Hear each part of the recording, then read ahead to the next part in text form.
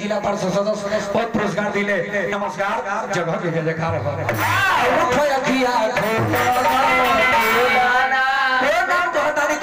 राम के नाम हरि के नाम लिखल बा चौपाइयो तो एको गो दू घड़ी से ना कहल 82 करत तब कुछ सब होइबो कर लिखल बा। चले हमनी के पुरस्कार आ गई जिला परिषद सदस्य निधि झा जी पति प्रमोद झा जी फिर 50 रुपया के पुरस्कार आ गई। सैकड़ों रुपया के पुरस्कार आ गई निधि झा जी जिला परिषद सदस्य पति प्रमोद झा हजारों रुपया के पुरस्कार घड़ी से मिलल। नमन करतानी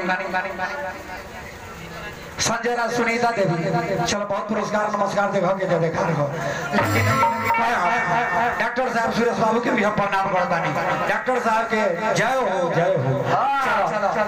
लिखल बा ध्यान दे बुराई मत सोचता नहीं फिर ना कह दिया फिर कहिए दे तू तो हम जानता नहीं फिर जमाने वो है लेकिन ध्यान दो नाम लेवा कहो लिखल बा कि बिनु संग विवेक न होई राम कृपा बिनु सुलभ चलो तक है बोला तो नहीं खोए बाबू दिया हो बबुआ हो कसी तरह वाला तो से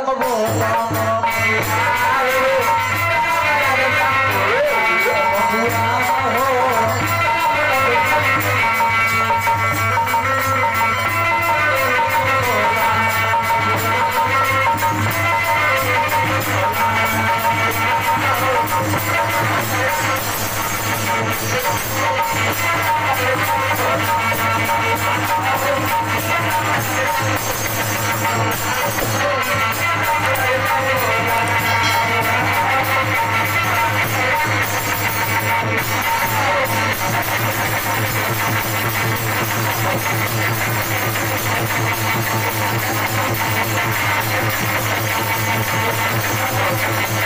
back.